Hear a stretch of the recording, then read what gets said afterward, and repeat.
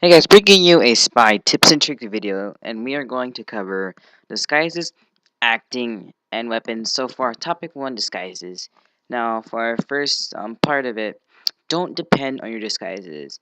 I know a lot of people think that a good disguise can bring you through the lines of enemy lines. It can, but some people they will just spy check for no reason, off curiosity, and I feel that people rely on that too much. And I feel that when people that rely on disguise too much, they should try the wing a pick or the your eternal reward, because it teaches you that to be sneaky, to choose your targets wisely, and not to be all willy nilly saying, "Oh, I have a really great disguise. It's going well," and everyone's just gonna believe my disguise, and that's not the way to go. And so for the second part, based on the situation, certain disguises can be really good on certain situations, such as a sniper. It would be very well if you're hiding in the back of the enemy lines, or an engineer is almost a perfect disguise when you're next to sentry nests, especially a pyro. Now, the worst situations is being a scout and you're all the way in the back line, or being a sniper all the way in the front lines, because you're basically putting them in the opposite of what they're supposed to do. Now, soldier and heavy, those are really spy checked, but the thing about them is they're slow momentum or speed, so it's gonna be kind of difficult to pull a disguise off of something that's the slowest or second slowest class in the game. So that's something to keep in mind. Second is acting. How to act based on the class. Now, based on the class. Now, with Scout, it is a very uncommon disguise. Besides, because you don't run as fast as a Scout. Very experienced players will notice that in a split second, and I feel like the only time you really time will be disguised as a scout is with a babyface blaster. But if you're going to disguise as a scout, you would always have to be moving, jumping a little bit, be in the front lines. You don't want to see a steel scout in the back lines, because that's just very, very, very suspicious. A soldier, based on its slowness, he would probably be pocketed or be in a swarm of people, because a soldier is usually very slow, and he's gonna be either like with people or just a little bit behind them. So that's how I would use them. A pyro, you would want to be up in everyone's face. You like like when you're you want to be acting like you're running towards your teammates when you're disguised as an enemy pyro, or you can be a pyro going into a sentry. I find that Pyro is the most common disguise in Team Fortress 2. I use it a lot. I don't know why. It just works effectively based on the player. Now, Demoman, that's very tricky, because some Demomen, they stay still, a sentry nest, they control points, and they go offensive, but they most demos really don't go like all offensive, going towards the enemies. So if you're going to be disguising as a demo, you'd probably want to act around a control point, around a sentry nest, or around a group of people. And the heavy, being the slowest class in game, you would probably want constantly recalling medic. You wouldn't be like a heavy in despair. I really do not recommend that disguise, because if it's slow, you can get spy checked really easy. They can spy bump you because you run slower than everyone else. Now the engineer is a one type of acting is when you're around sentry nest. I feel like that's like the only good time, or at least when you're behind enemy lines. Those two, when you're in a sentry nest behind enemy lines. I usually don't disguise an NG. Actually, I'd really disguise as an NG. Next, the one I almost never, actually I never disguise, is as medic. Medic is a very, very risky class of disguises, because one, you don't heal people, well, since you're disguised.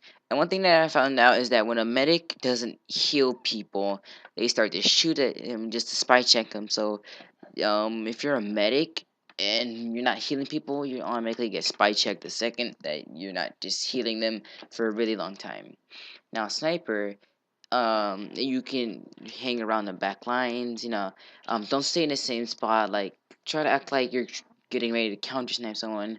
But if you're a huntsman, you could be anywhere. You could be in the back lines. You could be in the front lines, middle lines. Because the huntsman, it's meant for practically all range of combat.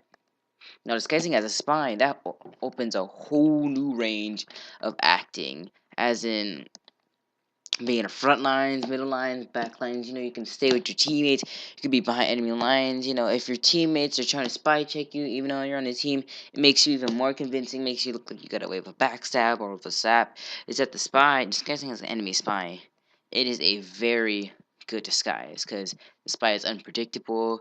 He is creative, and it is very useful and a very amazing disguise. So.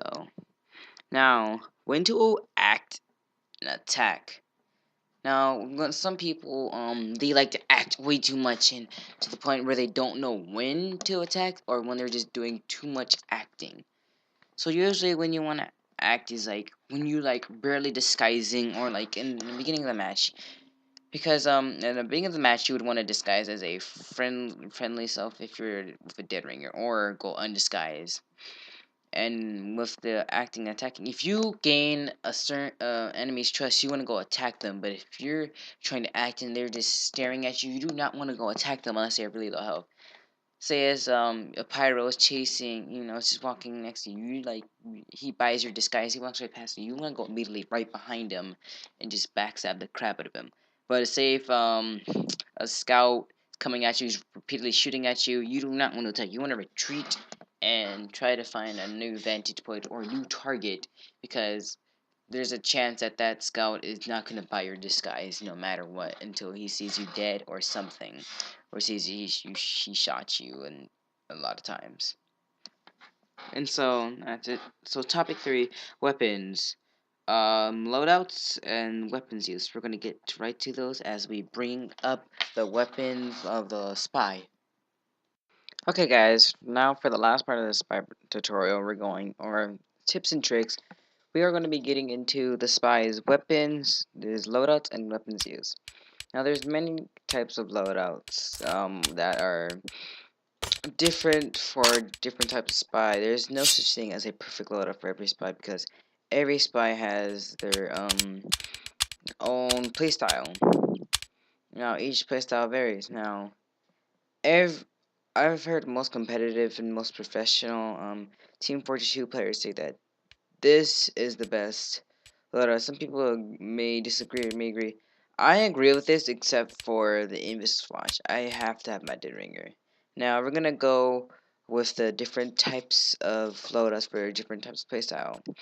Now for a sneaky spy that would want to be undetected and be very sneaky, I would probably recommend a Lantern J,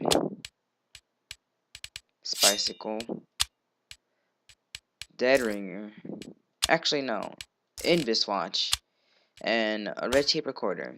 Now this is a very stealthy loadout because 1, your cloak lasts longer, 2, your backstab, they're silent and they don't show on a kill feed, but they do leave ice behind. But if you're far away from there before they can know that spy is there, you're good.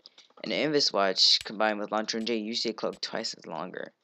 And a red tape recorder, it is a silent sap, so only the engineer would know being sapped unless someone else looked at it. Now, if you're like a very aggressive spy, you would probably want an ambassador, server clearing knife, dead ringer, festive sapper.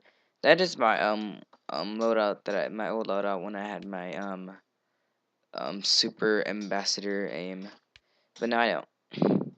And my personal favorite as of now is this right here. It is a very good loadout. It is almost stock. The revolver is a very amazing with the damage and how it does, and it's very reliable weapon. The knife is a very good weapon. It is stock. Nothing's wrong with it, and it's my strength, so I kind of have to use it. And the dead ringer is very good because you can fake your death and you take less damage, and it is great for getaways. And a sapper because it's a normal sapper. Now you can always mix and match, I'm just pressing random stuff right about now. And you never know, like you can try like different loadouts that might work. Like you never know what would happen with this. So try to like mix and match loadouts if you don't know your type of playstyle, because you might end up finding one that you really like or one that looks really cool.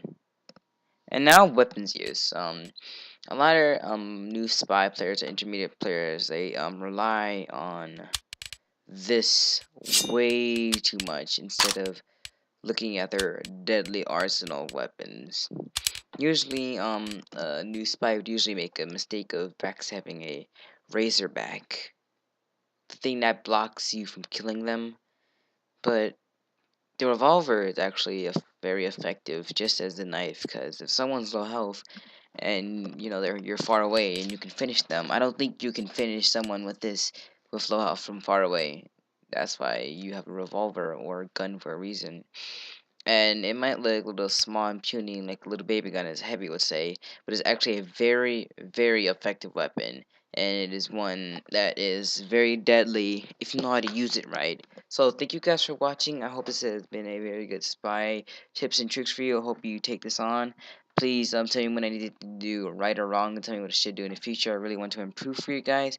And so thank you guys for watching. See you guys later. This has been a Mortal Man Productions video.